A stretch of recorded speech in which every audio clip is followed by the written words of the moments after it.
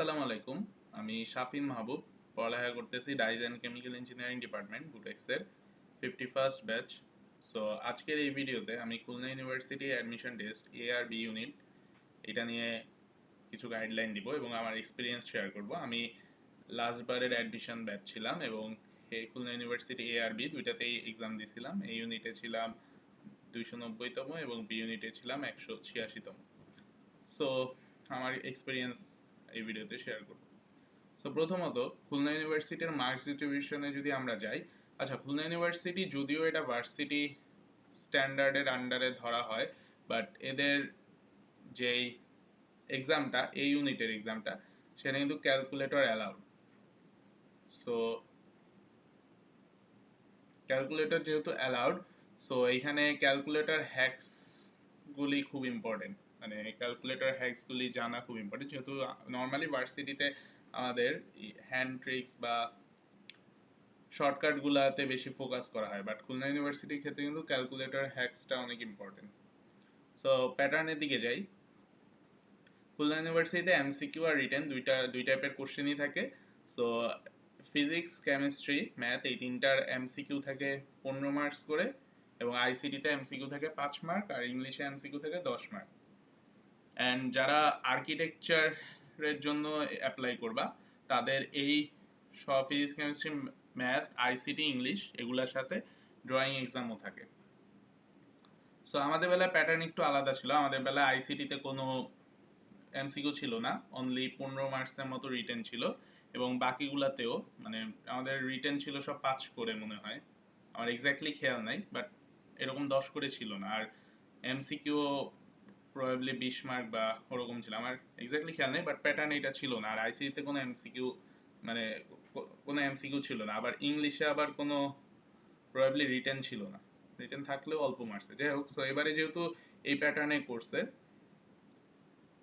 So এখানে ফিজিক্সে 10 মার্কের রিটেন আছে, এখানে মনে হয় 5 মার্কের করে দুইটা কোশ্চেন আসবে আমার ধারণা অনুযায়ী, কারণ আমাদের বেলায় তাই করছিল, 4 মার্কের করে কোশ্চেন দিছিল, 4-5 মার্কের। সো এখানে আমি যেটা বলবো, লাস্ট যেহেতু আর অল্প কয়েকদিন আছে, ভার্সিটি যেই মাস্টার কোশ্চেন ব্যাংকটা আছে ওইটাই সলভ করা মানে বেস্ট হবে এই টাইমে, কারণ এই টাইম যেহেতু আর টাইম নেই। সো উদ্ভাসের যে মাস্টার কোশ্চেন ব্যাংক দেয় ভার্সিটির, সেটাই বেস্ট হবে এই টাইমের জন্য।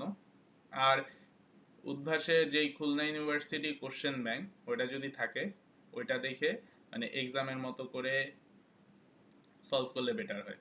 লাস্টের এই কয়েকদিন যাদের এই ভার্সিটি মাস্টার কোশ্চেন ব্যাংক ভালোভাবে সলভ করা আছে, তারা এই কাজটা করতে পারে। মানে এই দুইটা ম্যাটেরিয়ালের বাইরে আর পড়া উচিত না লাস্ট কয়েকদিন। আর তোমরা যে যে এই প্ল্যাটফর্মে পড়ছো বা কোচিং এ পড়ছো বা যার ক্লাস করছো, সেটা যে নোটটা আছে ওইটা খুব ইম্পর্টেন্ট হবে।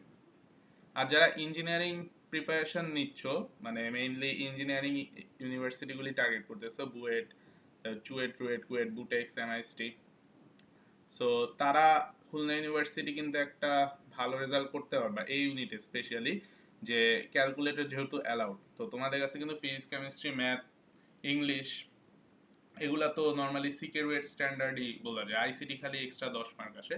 তো ইঞ্জিনিয়ারিং প্রিপারেশন যারা নিতেছে তাদের কিন্তু খুলনা ইউনিভার্সিটিতে একটা ভালো অপশন, কারণ ক্যালকুলেটর যেহেতু অ্যালাউড।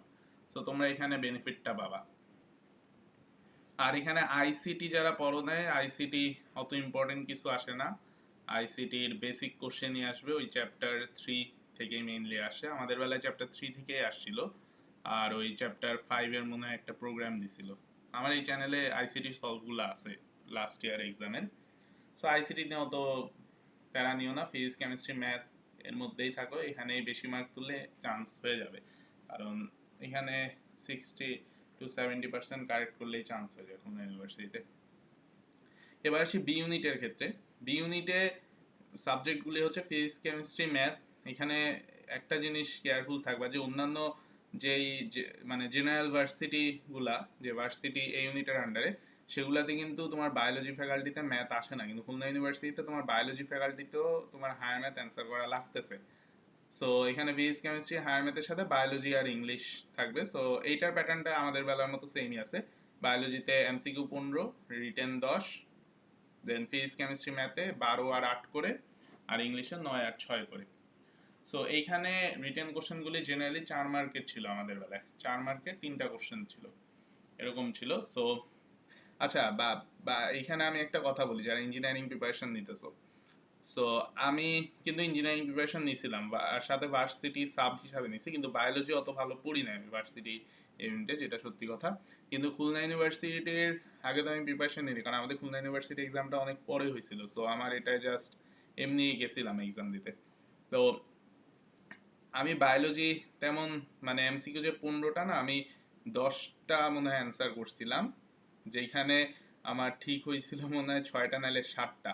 কিন্তু রিটেন ভালো পারছিলাম, বায়োলজির রিটেনটা ভালো পারছিলাম, কিন্তু এমসিকিউতে এইরকম ছিল। কিন্তু আমার ফিজিক্স কেমিস্ট্রি ম্যাথ ভালো মার্কস উঠার কারণে কিন্তু একটা ভালো র্যাঙ্ক আসছিল। সো এইখানে যারা ইঞ্জিনিয়ারিং প্রিপারেশন তারা এই চালাকিটা করতে পারো, যে যেহেতু তোমার এখানে ফিজিক্স কেমিস্ট্রি ম্যাথের উপর অনেক বড় একটা মার্কস, তো এখানে তুমি যদি বেশি মার্ক তুলে ফেলো আর সাথে ইংলিশটা যদি ভালো তুলতে পারো, তাইলে কিন্তু তোমার বায়োলজি না পাইলেও তুমি বায়োলজি ইউনিটে চান্স পাই যেতেছো। সো এই জিনিসটা খেয়াল রাখো। আর এটার জন্য সেম প্রিপারেশন, ওই ভার্সিটি মাস্টার কোশ্চেন ব্যাংক আর খুলনা ইউনিভার্সিটি যে কোশ্চেন ব্যাংক ওইটা। আর যারা এতদিন ইঞ্জিনিয়ারিং প্রিপারেশন নিছো তাদেরকে বলবো যে জাস্ট খুলনা ইউনিভার্সিটির জন্য অত পড়া দরকার নেই, কারণ তোমাদের তো 27 ডিসেম্বর এমআইএসটি এক্সাম আছে। সো তোমরা জাস্ট লাস্ট এক্সামের 2 দিন আগে জাস্ট খুলনা ইউনিভার্সিটি কোশ্চেন ব্যাংকটা দেখে যাও। তোমরা যারা মানে ডেডিকেটেডলি ইঞ্জিনিয়ারিং নিতেছো তাদের জাস্ট খুলনা ইউনিভার্সিটি কোশ্চেন ব্যাংকটা একবার সলভ, যে কি প্যাটার্নের কোশ্চেন আসে সেইটা জাস্ট বোঝার জন্য। এমনি ক্যালকুলেটর আছে, সো তোমরা ক্যালকুলেটর হ্যাক্স অবশ্যই দেখবা, আশা করি এতদিন হয়তো দেখছো ক্যালকুলেটর হ্যাক্সের যে সিরিজটা কাজী রাকিবুল ভাইয়ের।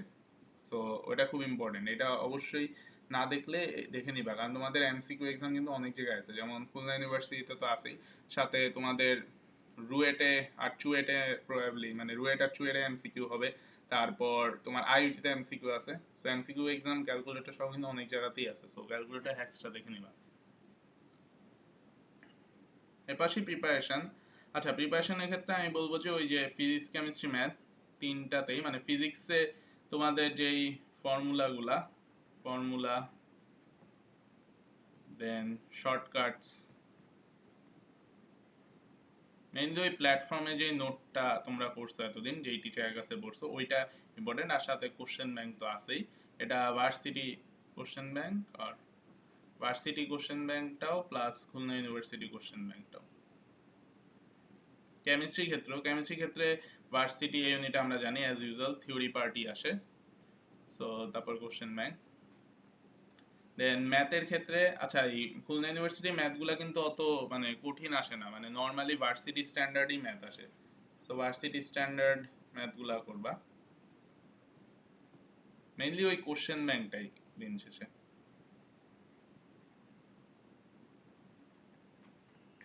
আর আমাদের বেলায় তোমার ওই ক্যালকুলাস দিয়ে কিন্তু কোশ্চেন আসে না, আমাদের বেলায় মেইনলি ওই স্ট্রেট লাইন চ্যাপ্টার দিয়ে কোশ্চেন করছিল। আর আইসিটির ক্ষেত্রে আইসিটি আপাতত আমি পড়া সাজেস্ট করবো না, কিন্তু যারা সোললি মানে ইঞ্জিনিয়ারিং যারা প্রিপারেশন আছে তাদের তো আইসিটি একদমই দরকার নেই, কারণ তোমাদের মেইন হচ্ছে ফিজিক্স কেমিস্ট্রি ম্যাথ, আর তোমাদের মেইন এক্সাম হচ্ছে এমআইএসটি নেক্সট 27 ডিসেম্বর, যেটা আপাতত মেইন এক্সাম ওইটা। সো খুলনা ইউনিভার্সিটি নিয়ে তোমরা ওইভাবে ডেডিকেশন দেখাও না, পরে ইঞ্জিনিয়ারিং প্রিপারেশন হ্যাম্পার হবে।